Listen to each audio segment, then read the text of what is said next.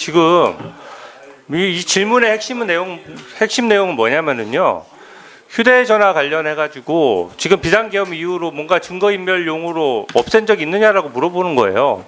그러니까 휴대폰이 고장 나서 지금 바꾼 것이고 바꾼 휴대폰을 그대로 지금 가지고 있어서 증거인멸 의도적으로 교체한 적은 없다. 이런 게 발언 취지 아닙니까? 네, 그래서 오해의 소지가 있어서 제가 그렇게 말씀을 드렸습니다. 네, 뭐 그게 지금 와서 바로 잡아서 팩트가 나왔으면 되는 것이지. 그리고 판례상으로도 기억에 반해서 의도적으로 하지 않고 또 같은 기일 내에서 자기 발언을 바로 잡으면 위증죄가 성립하지 않습니다. 그러니까 그 부분에 대해서 인위적으로 매번 이렇게 증인에 대해서 사과를 요구하는 것 자체가 저는 맞지 않다라고 생각하고요.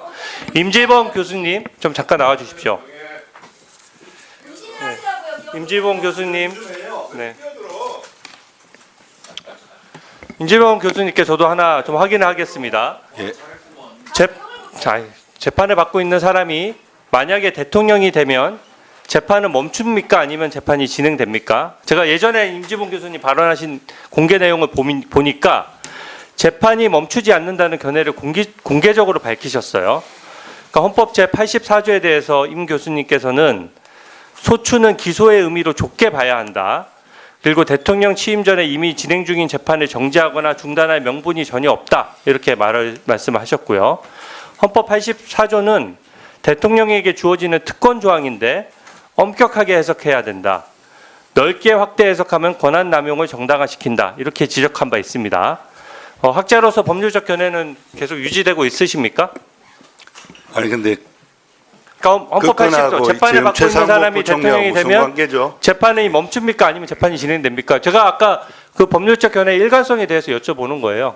재판이 멈춥니까? 아니면 재판이 진행됩니까? 저는 최상목 부총리 이제 탄핵 청문회에 관한 네, 좋습니다. 들어가십시오. 들어가십시오. 네. 아니 참고인이나 증인은 기본적으로 그 객관성이 생명입니다. 법률적 견해를 밝히거나 학자로서 견해를 밝힐 때는 학자의 양심에 따라서 모든 견해에 대해서 객관적으로 밝힐 수 있어야 되는 것이거든요. 이재명 대표 관련해서 만약 대통령이 되면 재판은 멈추냐 안 멈추냐 이 부분에 대해서 이미 임 교수께서는 지난번에 분명히 재판이 멈추지 않는다라고 발언하고 그 공개된 발언이 언론 보도에까지 나왔는데 여기에 대해서 답변을 못 하시잖아요. 그러니까 아까 그 답변 내용에 대해서도 어떻게 보면 학자로서의 견해는 저는 존중하지만 이게 지금 정치적인 편향성이나 시각을 가지고 증언해서는 저는 객관적인 증언이 안 된다라고 생각합니다. 답변을 못한 게 아니라 안 드린 겁니다. 본 사안하고 아무 관계없는 이야기를 질문하셨기 때문입니다. 네. 들어가십시오. 네. 법문. 네. 답변 당연히 하죠. 아니 아까 그때 답변을 못 하겠다라고 하니까 말씀드리는 거예요. 네. 자, 양쪽 다 조용히 하시고요. 주진 의원 계속 질의하세요. 네. 법무차관님. 네. 네. 지금 저는 이 탄핵 난발 상황에 대해서 좀 몇 가지 좀 확인하려고 하는데요. 네. 저는 이 헌재에서 탄핵 소추가 남용됐냐 안 됐느냐 이거를 헌재가 다루는 것 자체가 헌정사에 되게 부끄러운 장면이라고 생각합니다. 이게 탄핵이 남발되는 거에 대해서 헌재가 남용으로까지 볼 수 없다라고 어떻게 보면 국회에 대해서 말을 한 것이 면죄부를 준 게 아니거든요. 지금 예전 탄핵 사유를 보면 방통위 같은 경우에는 방통위원장이랑 그 직무대행 4명을 무려 연속으로 탄핵했고요.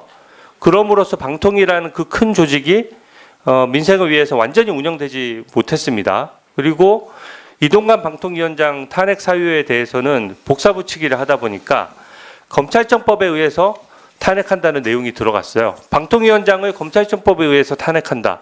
이게 되게 코미디 같은 얘기거든요. 그리고 법무부 장관 탄핵 사유에는 야당 대표인 이재명 전 대표를 노려봤다는 이유가 탄핵 사유로 버젓이 들어갔습니다.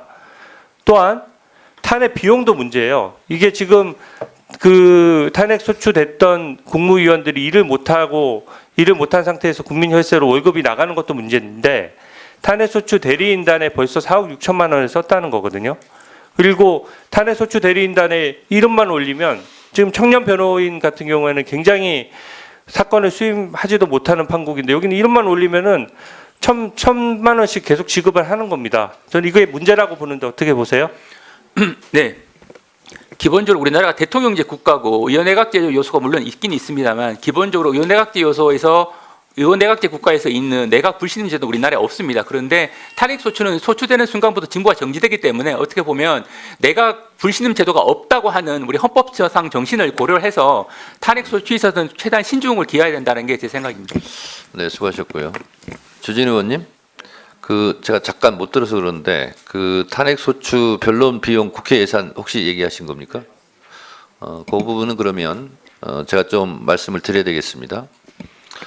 이번 윤석열 대통령 탄핵 소추 법률 대리인은 17명으로 했고요. 이 기준은 박근혜 탄핵 때 17명을 했습니다. 그리고 각 당에 변호사들을 추천하라고 의뢰를 했고요.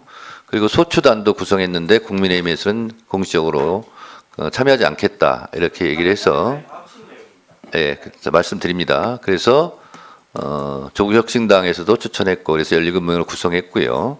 그리고 이것은 국회 규칙에 따라서 변호사비를 책정을 했는데 제가 보니까 국회 규칙이 잘못돼 있더라고요. 예를 들면 개인으로 하면 1,100인데 1,100만 원인데 로펌으로 하면 4명이 1,100만 원 가지고 나눠 갖는 거예요.